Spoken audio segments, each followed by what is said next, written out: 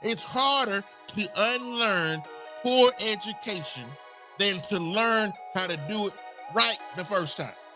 I want to give timeless advice for new government contractors. I'm talking new, I'm talking 2 to 3 years. You still trying to figure this thing out. You may have even won a couple contracts already. No big deal. I want to make sure that you're moving forward in a smart, scalable, and manageable and sustainable manner. But can you compete as a prime? Can you keep your contract as a prime? Because we don't give contracts back over here. We don't mess up and give contracts back. Those are rookie mistakes. Can I tell you how many people I see in my DMs asking me questions after the effect? They went and jumped on Said Guru's class. They thought this thing was going to be a walk in the park. They thought government agents was giving you millions of dollars just because they thought that they were cute. That ain't how this works. You got to understand, you got to build upon a very solid educational foundation. I'm not talking about going to school. I'm talking about you are the sum product of your mentors. And a lot.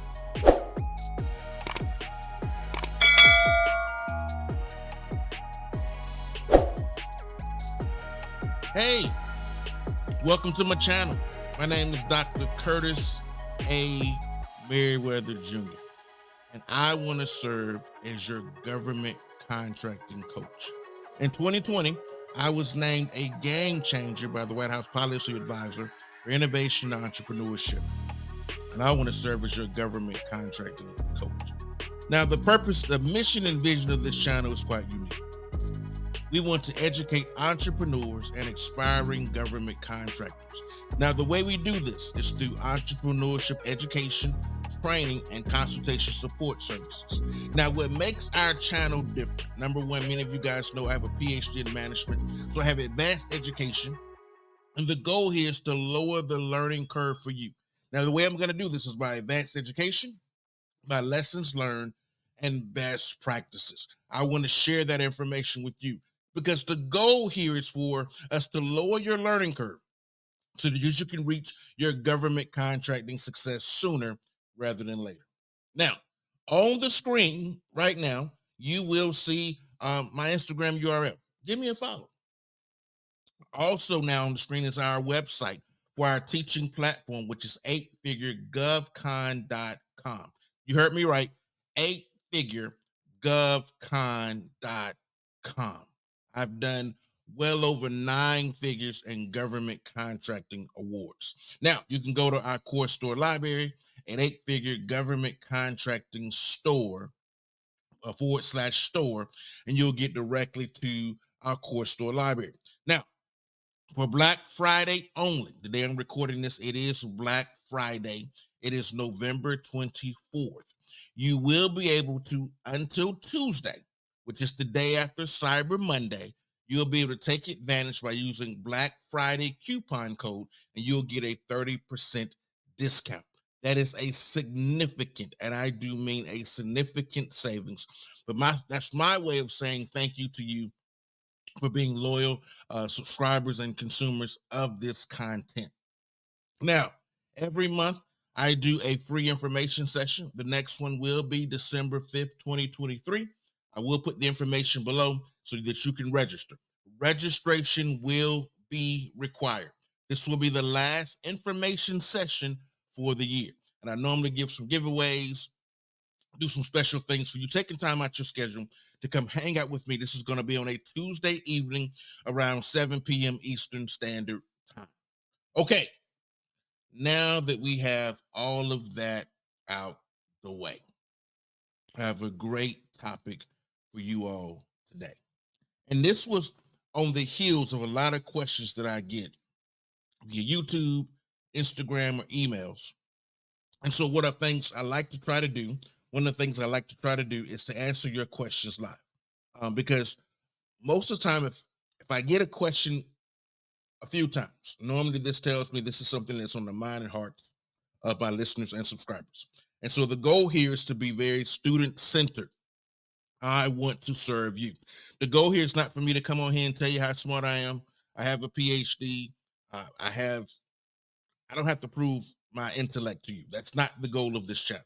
The goal of this channel is to give you actionable, practical tools, tips, techniques, and strategies so that you can find success too, whatever that looks like for you. Now, I recognize everyone's not trying to do the same thing. Now, I talked about on this channel numerous times.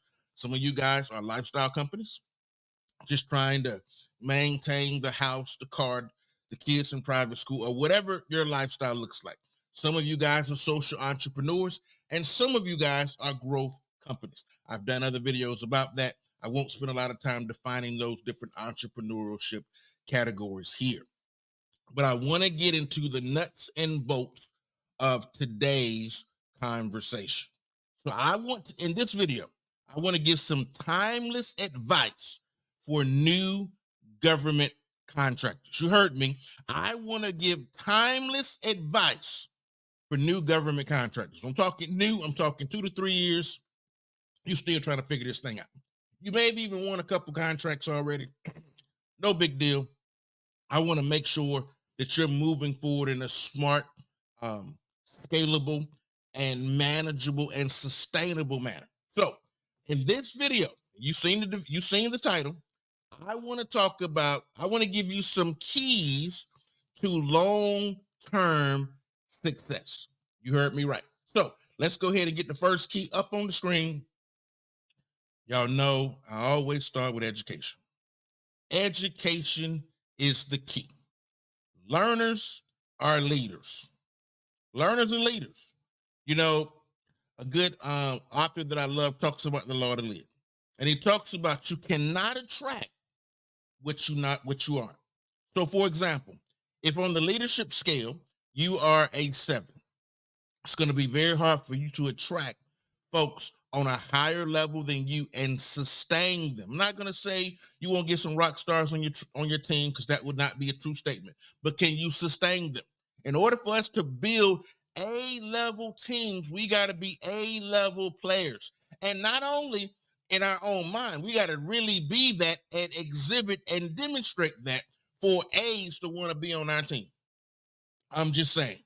What is it that you're attracting that makes your teammates want to be with you? What makes employees want to submit themselves to your leadership? See, I didn't come on here to talk about leadership. Let me go back to what I want to talk about, which is education is the key. You cannot outwork poor education. Just like you can't, if you're a fitness enthusiast, you can't outwork a poor diet. You'll be spending all this time and energy in the gym and you don't see any results. You cannot outwork a poor education. And what I'm seeing on social media, I'm seeing a lot of lackluster education. So based on what you learn, it's going to dictate your long-term success outcomes. I'm just saying. You cannot do what you do not know. That's why on this channel, I do not make it a habit of bringing in guests who talk about how much money they made. That has no bearing on you. How do we get the money in your pocket? Now, I do believe that success leaves clues, but it has to be built upon a very solid and scalable foundation, underpinned by education.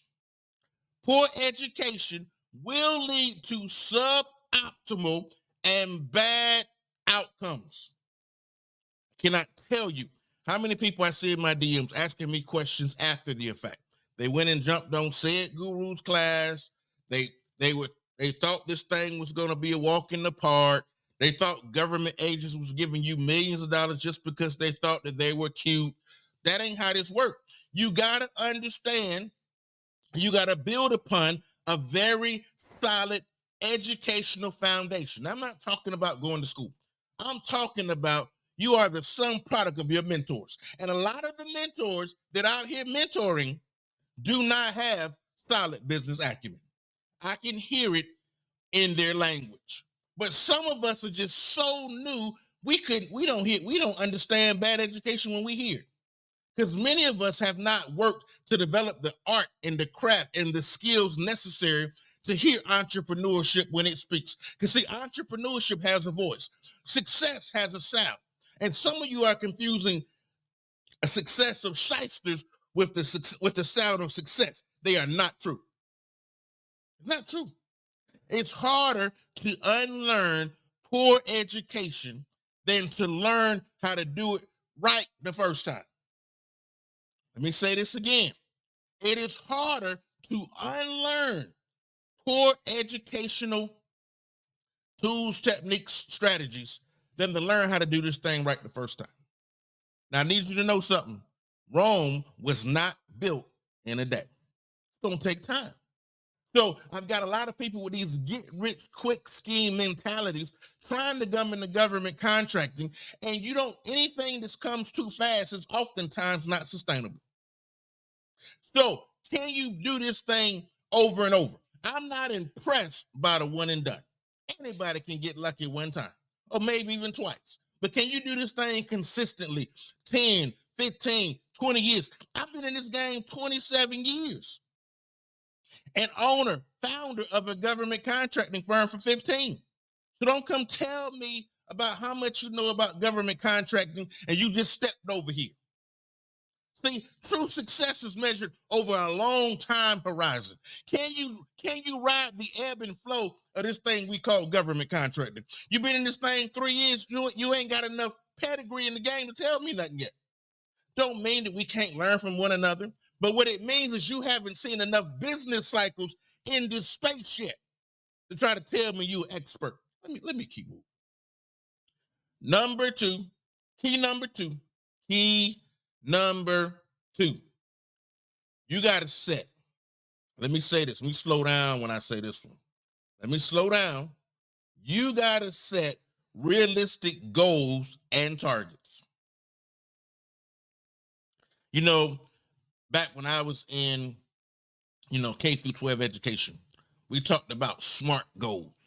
I'm not going to get in here today talking about SMART goals, but you need to set SMART goals. They need to be realistic goals and targets, things you can actually do. Things you can actually do. Now, for one, for all my folks who want to jump out here and try to be prime contractors with no experience, does it happen? Yes. Should you be trying to build your business foundation on having no experience? No. Now, we all come to this space with no experience, myself included. But it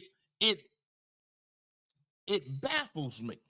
How many people want to snub their nose at subcontracting? Now, if I told you, this would be true, I told you I was in the process of negotiating a $300 million subcontract, because we're not quite big enough to take down a multi-billion-dollar contract on our own. But I was able to communicate. We're still doing this, by the way, in the process of communicating our value to our prime, where they felt that it was fair and meaningful to the contract for us to be able to contribute $300 million of subcontracting support to a prime. This is still an ongoing negotiation. I'm still at the table. The deal is not done yet. But the fact that I'm at the table negotiating this tells you we put some things in place. Now, so number two, we got to have realistic goals and targets. Are you competitive as a prime? And if you don't know what it means to be competitive as a prime, you might need to go back and get some more education. I talk about this all the time to my students. Are you competitive as a prime? I know everybody wants to prime, but can you compete as a prime? Can you keep your contract as a prime? Because we don't give contracts back over here. We don't mess up and give contracts back. Those are rookie mistakes. See, that means you don't know what you measured up to. And if your coach is telling you to give prime contracts back, run. We're not even going to talk about the suspension, the debarment, the stain on the business.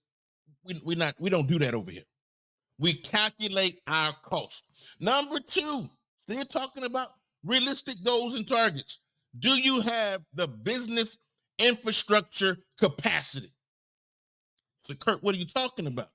Business infrastructure capacity. I thought I could just go and bid contracts. You can.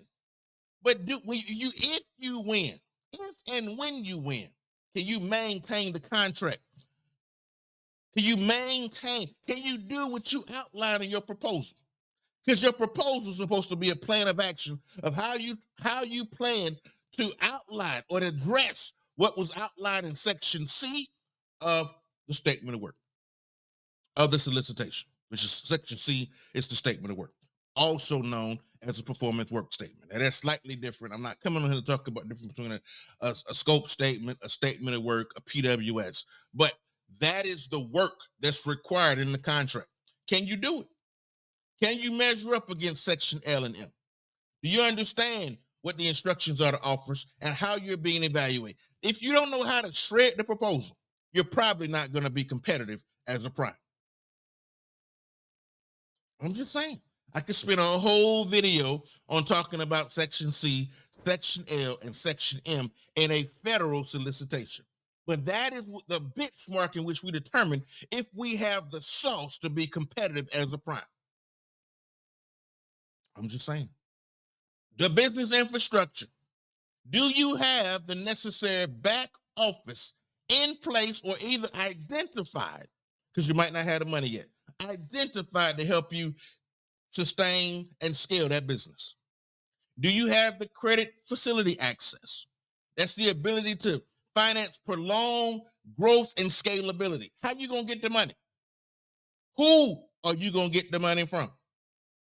Make sure it's legal, moral, and ethical. We don't do stupid stuff over here. Do you have the program management wherewithal, either you or a member on your internal team, to measure the cost, the performance, the quality, the risk, and the schedule for this opportunity or opportunities? Is this a single award or is it a multiple award? I'm just saying. Do you win? Is it one winner win all, single award, or are you competing for every individual task order? This is a multiple award IDIQ. These are the questions that new government contractors have to know. Do you have a capture team? Or do you have plans to put a capture team in place? Because I got folks in different phases of their government contracting journey. You say, Kurt, what is a capture team? Capture manager, business development, proposal management. Now, that doesn't have to be 3 people. They could be 1, but how are you going to scale and manage your capture process? I hope you don't think it was just enough to win one contract. And you can't be a one-man show forever if you're going to scale a multi-million-dollar government contract for the long term. Don't tell me about your one award or your 2 award for $200K or $5 million. I don't want to hear about it. Tell me how you do this for 5, 10, 15 years. Because we all know that it's not the individual win that makes you rich in this space. It is the exit. I'm preparing my students to exit. I tell the story about a friend I got with the $40 million company he built it to. He sold it for $249 million. We make money on the exit. But are you building something somebody even want? I'm just saying. Rome was not built in a day. This is a marathon, not a sprint. I don't care about your $5 million award or your $10 million award or your $25 million awards. Can you build something that a big time player, someone with deep pockets is willing to pay a premium for what you built? That's business. That's the business. We get rich on the exit. On the exit. Let me keep moving. Let me keep moving. Key number 3. Can you build? Have you built? Do you have the wherewithal to establish a repeatable and proven process? Now, my students, I give them the process. All they got to do is repeat it over and over and over and over again. That's all they got to do. But is the framework you're building upon, is it scalable? Can it stand the height of times? Do you know that whatever process you got, it's going to break from, just say from 0 to $1 million? At 5 million, do you know that process is not going to work anymore? That process that you reinvented 5 million to get to 15 million, around 15 million, it's going to break? Do you know the different triggers and when it's going to be time to change teams up? Because the team that got you to $1 million is not going to be the team that's going to get you to 50 million, 100 million, 300 million. It's not. But do you even know that? Someone got to teach you, where do the processes break down typically? When we were a $1 million company, our processes were very simple. In order for us to keep rising, we had to keep changing. We had to continue investing in our process improvement. But somebody got to be to lead you the way.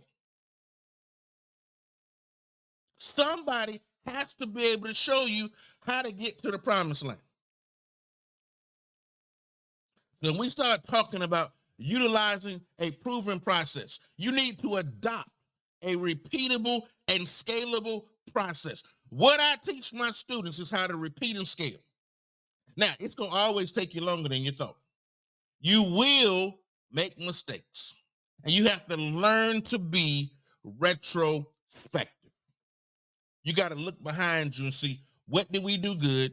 What could we have improved on? What lessons are we going to, what modifications are we going to make based on the lessons we learned from this last exercise?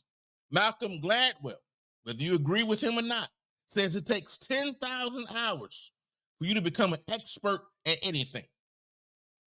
So if we're talking about a 40-hour work week, 52 weeks a year, that's about 5 years. So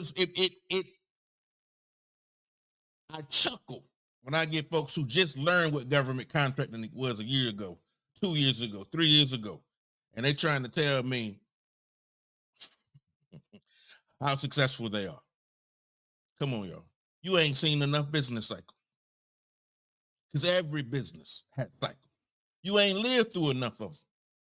See, everybody think they're a great investor when the crypto market was rising. But see, the success is not determined everything's going well. When it fall apart, can you get back up? The true test of any entrepreneur, just like athletes, it's not when everything's going wrong. When you get injured, when you get knocked down, when your business just knocks you over, can you get back up and get back in the game at close to 100% again? You ain't went through no storms? We ain't got nothing to talk about yet. Success is determined how you weather the storm. Anybody can get lucky. Can you weather the storm? Every athlete, every entrepreneur worth their salt on the cover of these magazines have weathered storms. You ain't weathered no storm if you've been in this game 3 years. You haven't. You don't have enough time in. Let me keep moving. Let me keep moving. Key number 4, you got to develop your business around your core competencies. You say, well, Dr. Kurt, what is a core competency? A core competency are the resources and capabilities that provide a strategic advantage for the business. Let me say it again. Core competencies are the resources and capabilities that comprise, that develop a strategic advantage for the business. Now, y'all know I got a PhD in management. Modern management theory argues that businesses must define, cultivate, and exploit its core competencies to succeed against the competition. Okay, let me make it plain. You got to be able to create value, deliver value, and capture the value.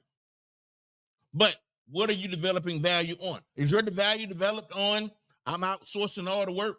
Wrong. You're not going to be a company that's going to be able to exit. Now, if you want to make some peanuts, great, good for you. But I didn't come into this space to make pennies on the dollar. I didn't. Maybe you did. And if that's what you want to do, great on you. But I didn't come into this space to do that.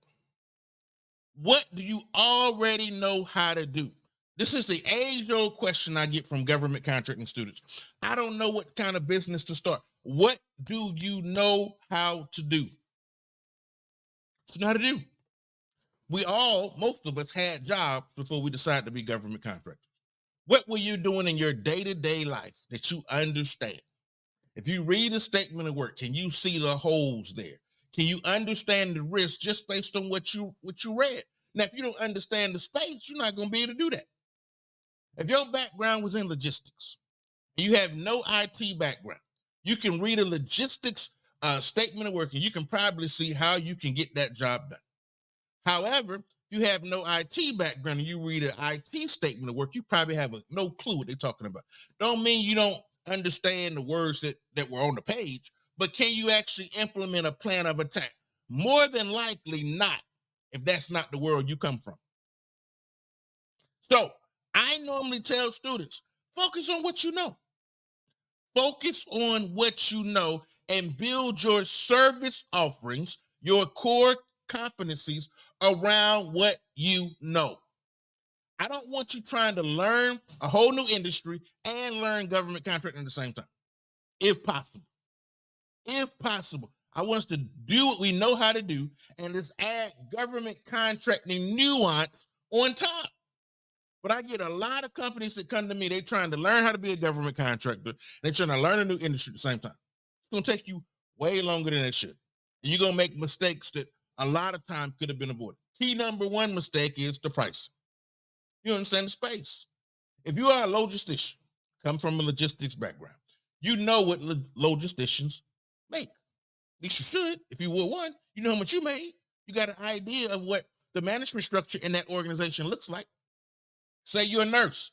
You already understand the hospital environment. So if now we're talking about federal hospitals, it's not going to deviate that much differently from your private or public hospital. I'm just saying. So rely on what you know. You've already learned a lot just in the day-to-day. You probably don't even realize how much you learn. So let's leverage that and let's layer the government contracting process, the government contracting terminology, the government processing nomenclature on top of what you already know.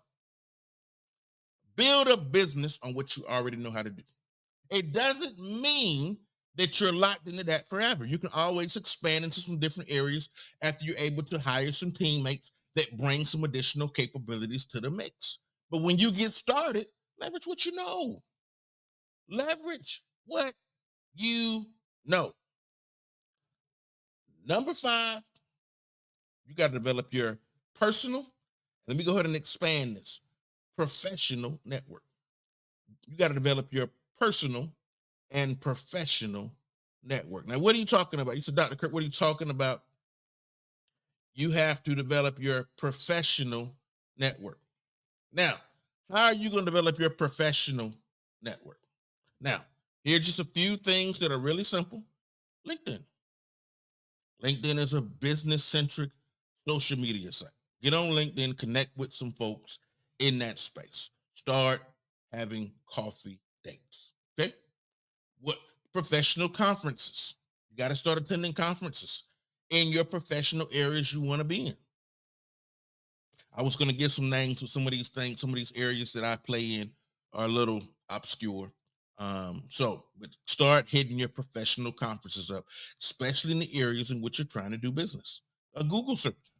Industry days. These are normally advertised on sam.gov. If there's a contract you're looking at, they may have an industry day where they're going to try to assemble the government contracting community, and they're going to be learn from one another. Industry's going to talk about some things. Government's going to talk about some things. There's going to be a sharing of ideas, hopefully to make that acquisition more successful. A lot of your primes and subcontractors interested in that proposal opportunity are going to be present or a representative from that company. This is a great way to build the network around specific contract opportunities. You got trade associations. Trade associations are great because it's going to give you access to contracting opportunities that may not have been on your radar. You're going to get some market intel. They're going to tell you what's happening in the space, maybe some key names who you should be talking to, people to watch. You may discover at the trade association meeting. You're going to be able to find folks who can contribute to past performance for my people who are primes. If you're not a prime and you run into a prime, you may be able to have a conversation about how your core competencies can lend credibility to their pursuit, their proposal pursuit. You're going to find subcontractors and prime contractors potentially based on where you are on that specific opportunity or where you may be in your government contracting life cycle as an entrepreneur. And you're going to be able to find vendors. You're going to be able to find folks who can help you with your accounting. You're going to be able to find folks who may be helping with some of the recruiting so you can internalize your employee base, help with talent acquisition.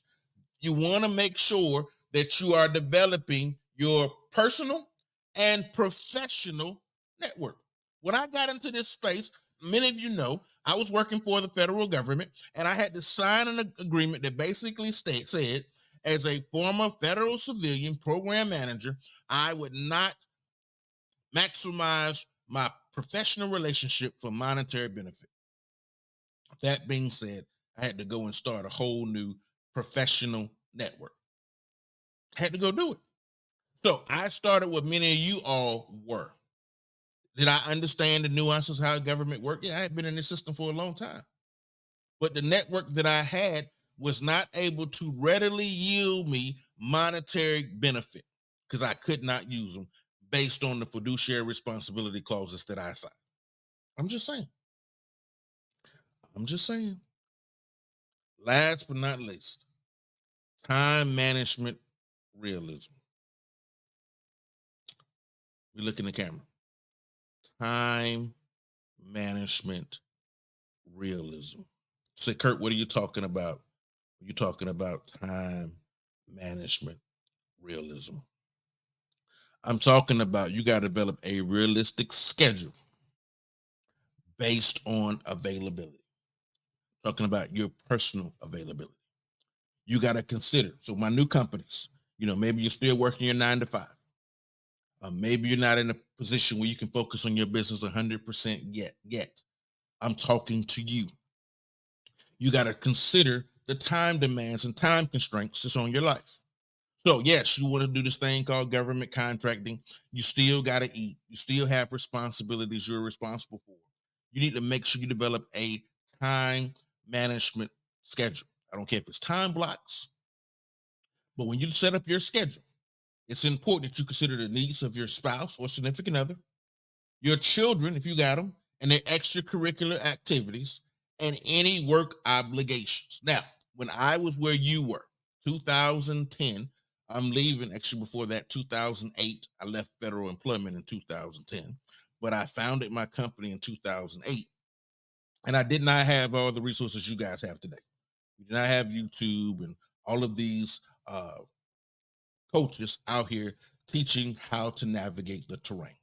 So it was a lot of trial and error, quite frankly. You'll find some pockets here and there, but it was still a hush hush community. So we didn't have all the things that you guys have today. So in 2008, March 11th to be exact, 2008, I founded my first company.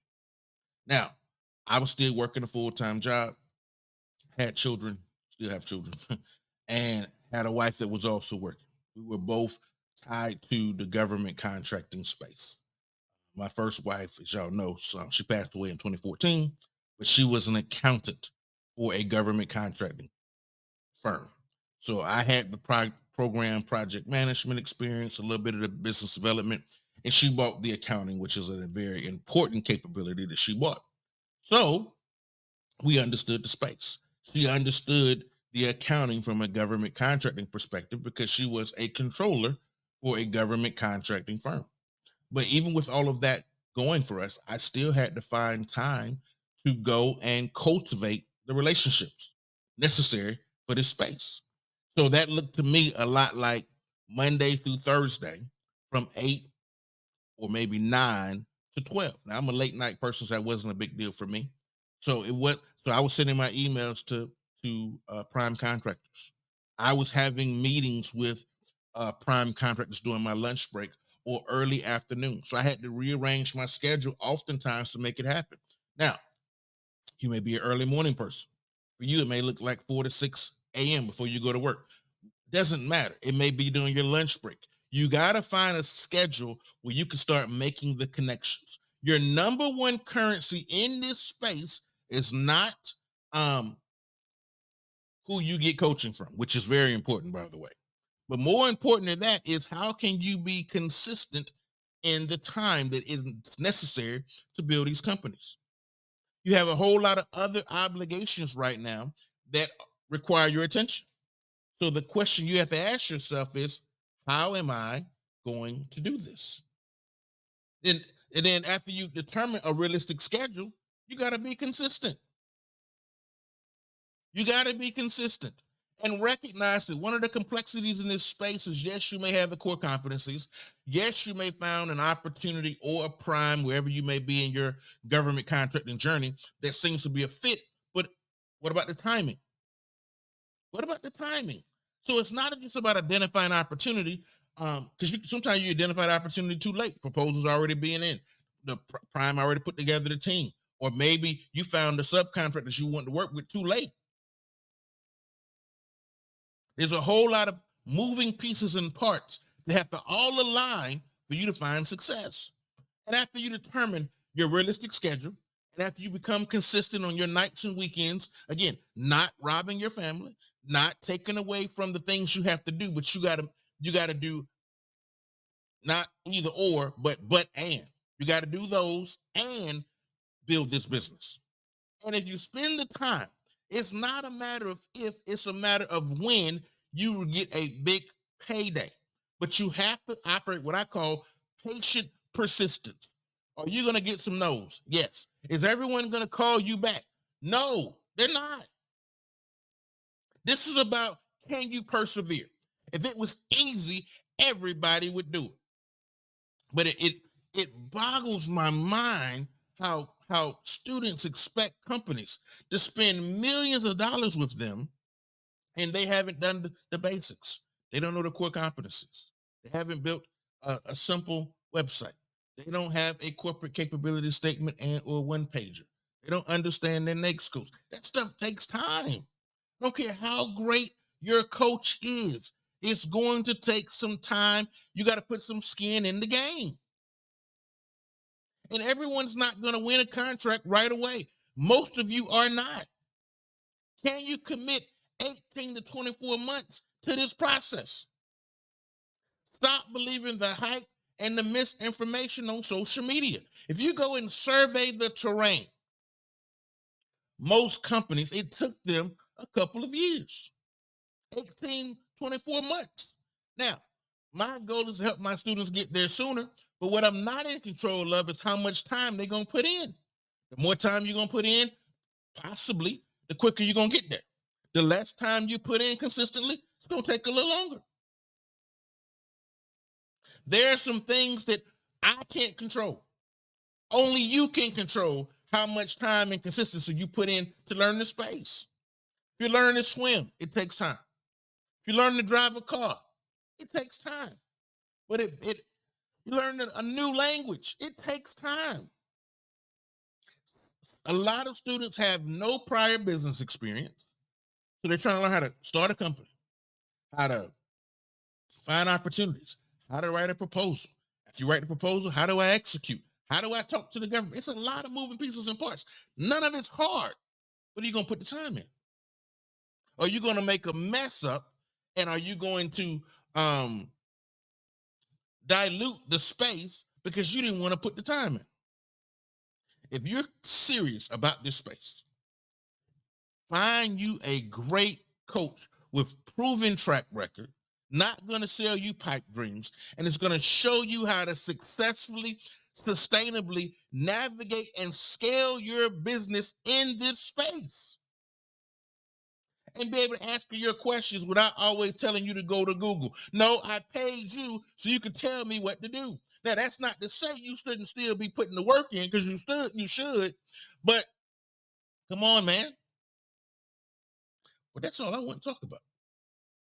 So I hope you took something away from this. Your boy is back.